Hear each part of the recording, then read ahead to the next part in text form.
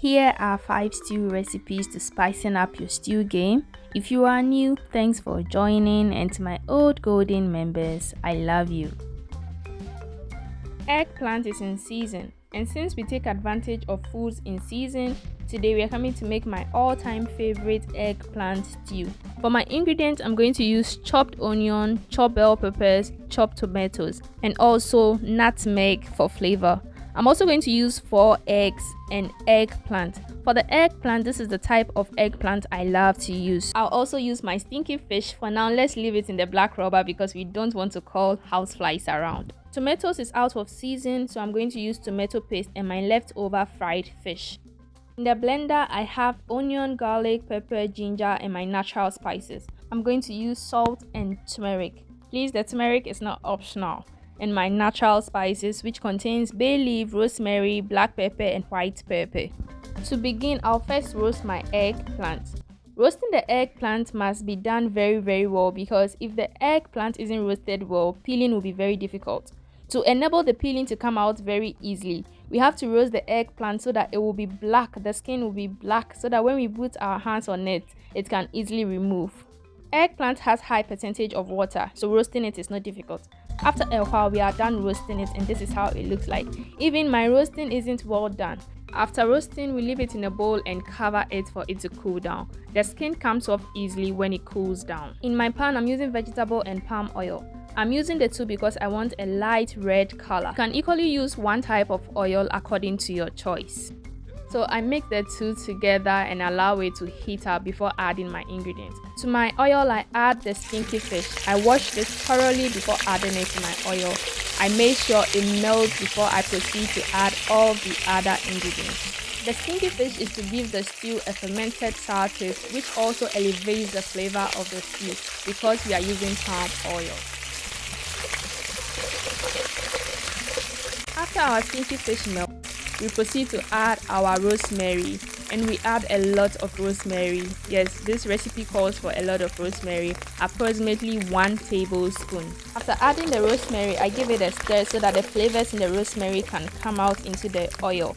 After, I add my blended ingredients. After adding my blended ingredients, which contains ginger, garlic, onion, and stock cubes, I give it a thorough blend and allow it to stay long on fire. The reason why I want it to stay long on fire is because I want it to cook very well before I proceed to add the other ingredients. After my stew has simmered for a while, I add my tomato paste, stir, and also allow it to fry very well.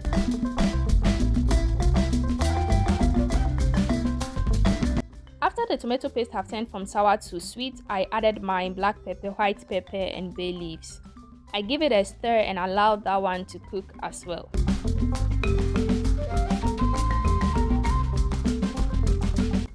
After the stew has fried very well, I add my tomato, chopped onion, and chopped green peppers. The reason why I'm adding the tomatoes now is because I want it to pop up when the stew is ready. I don't want the tomato to melt or the vegetables to melt. Adding the vegetables to the sauce makes it very crunchy because the garden eggs is soft, the tomato paste is soft. So adding these vegetables makes your stew have a little bit of crunch and also give your stew a lot of roughage. After stirring, I go ahead to work on my egg.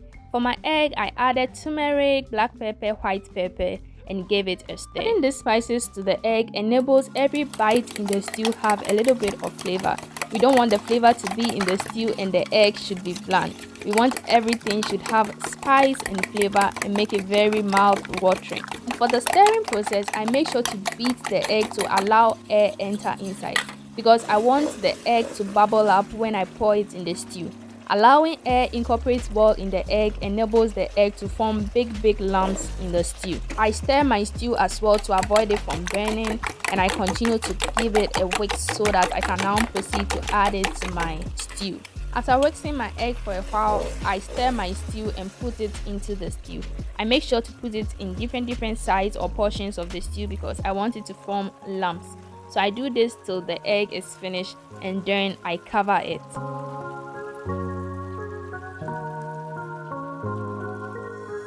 Whilst the egg is cooking, I proceed to remove the skin of my eggplant. Remember in the beginning we covered the eggplant so the removal phase will be very easy. So this is what I'm doing, and even my own was a little bit difficult because I didn't roast it to get that black texture. So if you want to do this, make sure your eggplant is very black. Burning the skin doesn't make the eggplant burn. A little bit of skin was on it, but it is edible, so I left it there. After a while, I came to check on my stew and it has formed lumps, and I gradually stirred it because I don't want to break the egg. When I add the eggplant, I will stir. When I add the vegetables, I will stir. So I tried my best to reduce the stirring process. At this stage, we can eat our stew with any kind of carbohydrates of our choice, but we want eggplant stew, so proceed to mash our eggplant. To prevent my stew from getting burnt, I added a little bit of water to the base so that I can work on my eggplant whilst it is simmering. For my eggplant, I mashed it with fork. Just wanted it to have a little bit of texture. I don't want the one that is very smooth. If I wanted a very smooth eggplant, I would have grinded it in the earthenware, but I just wanted a little bit of texture, so I crushed it with my fork. And as you can see, we have little bit of skin there, but there is no cause for alarm, as I said in the beginning. After I've crushed it to my satisfaction, I add it to the stew. And for this stew, I don't want it very runny. I want it thick and creamy. So I just gradually stir it till it reaches a very uniform texture. If it is very thick, I'll add a little bit of water to loosen it up so that it can cook, and it seems I did that in this video. So I added a little bit of water to enable more heat incorporate well into my stew and let my stew cook very well. So I added it and then added salt to elevate the taste because the salt level had reduced. I gave it a quick stir and then added my fish. For the water to loosen the stew, if you have broth, you can use broth, any broth of your choice, but water is fine for me. I added my fish and gave it a quick stir as well. I finalized everything with my leftover bell pepper and onion, and this is also to make it more crunchy because the one we placed in the beginning had softened up. So this is just to make it more crunchy, and as you can see skin of tomato in there. That is why I didn't add the tomato in the beginning phase. For presentation purposes, I sprinkle it with a little bit of oil so that I can get that glossy finish. The stew is ready. We don't need to heat it up till it burns, and this is the outcome. Comment down below, what will you pair this stew with? I paired it with so many things and every pair was delicious. I went ahead to add the sliced onions and then later added the blended onion, garlic and ginger. I made sure it fried very well before adding the other ingredients. Also, one secret to having a tasty stew is to allow your onions fry very well in the oil before adding tomato or pepper or tomato paste. In my previous video on how I overcame being a lazy cook, I showed you how I handle my ingredients when I buy them from the market, and it's time to add our sliced tomato and blended pepper.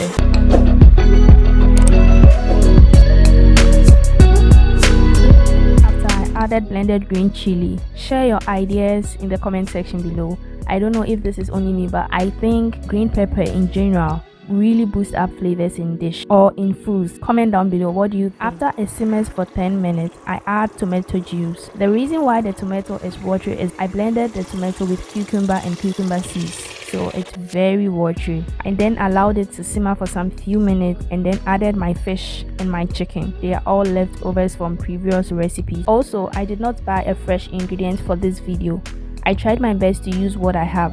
As you can see, I didn't add tomato paste because I did not have tomato paste. In spite of that, the stew was tasty, rich and very healthy, packed with vegetable and organic spices. If you want to enjoy our organic foods and embrace what we grow, then I think you should hop onto eating organic spices or using herbs for your food.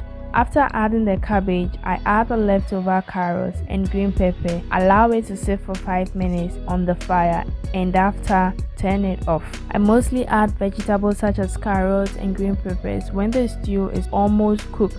The stew made out of leftover ingredients is ready for consumption. And let me tell you, this stew is as tasty as your regular stew. Don't undermine the ingredients in this stew. I even didn't expect that.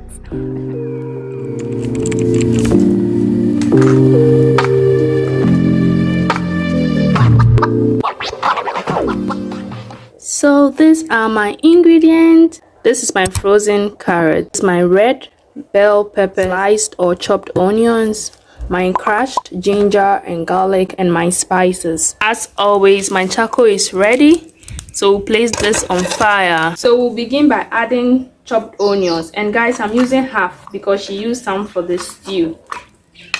So chopped onion, grated ginger and garlic. In this quantity is okay. She added thyme, and my thyme, I've crushed it and placed it in my curry powder container. So thyme, that one I want to pour it in my hand. I don't want to put plenty. Okay, let me put everything. Now this is the curry powder. Curry powder. My curry powder is even finished. Let me add everything. My chicken seasoning, my salt, and as always, this is the saltiest part of the cooking process. My black pepper in my toothpick container. So black pepper.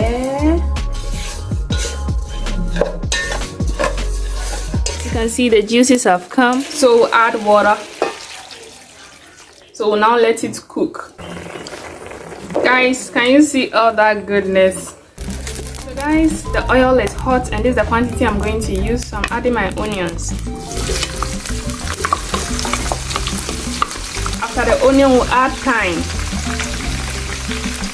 Then my chicken spices. My curry powder is finished, so I'm adding a little bit of turmeric because since turmeric is the major ingredient in curry powder. So turmeric, bay leaves, and then I'll stir. It smells so good. So after 2 minutes, I'm coming to add my blended ingredients. So we are adding it. I just poured it in the colander because that was the bowl available. I'm adding my stock and then my meat, and then I'll give it a stir.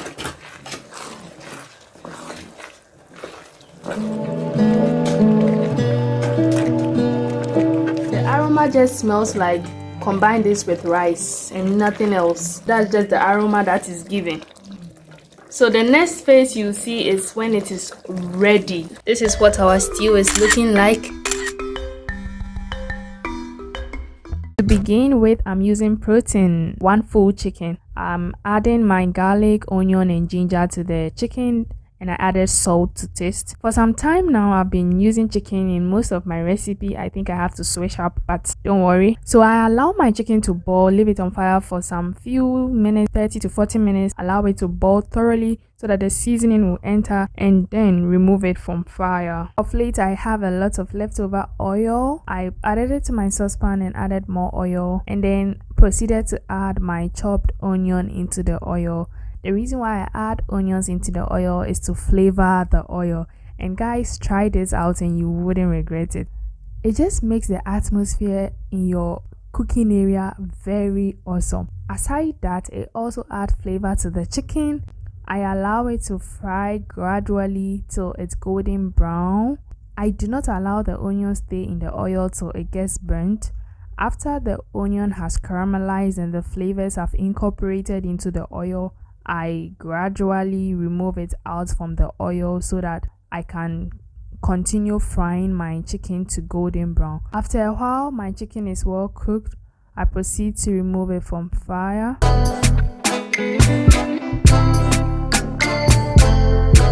So here is my chicken. I've fried them beautifully. For my sauce, I add oil to the frying pan, continue to add my onion. I allow it to caramelize beautifully, and then add my tomato paste. For the tomato paste, I am using 2 tins of tomato paste. I am not going to use fresh tomatoes. I'm only using tomato paste. So I continue to give it a stir and allow it to fry gradually and slowly. There are 3 main goals for my channel. 1, to learn and better my cooking skills. 2, to utilize the ingredients that I have to make something edible. And 3, to encourage people that they can actually use what they have to create something unique. So stick with me, like the video, share my video, understand the concept and enjoy. And then continue to add the rest of the stock into the stew. I try my best to limit the water that is going to go in there because the waakye stew has to cook thoroughly. So if I add more water, it will stay longer on fire. So after a while, I add my smoked fish. And guys, this is Amane. I smoked it at home. So I take the quantity that I want, shred it into pieces, and then add it to my stew. I continue to add my black pepper. I thought I was putting black pepper in the stew, but it looks like most of it flew away. So I give my stew a quick stir and then allow it to continue boiling or stewing. And guys, for this stew you have to keep stirring. I make sure I stir continuously, but we don't want it too brownish, so this color is absolutely perfect for me. And for this stew in particular, I do not add pepper. So after a while, the stew is thoroughly cooked, it is looking well cooked, and I can proceed to remove it from fire. And this waakye stew in combination to the shito that I made, oh my goodness, it's a top notch. So guys, don't hesitate to try. I have tried mine and I simply love it.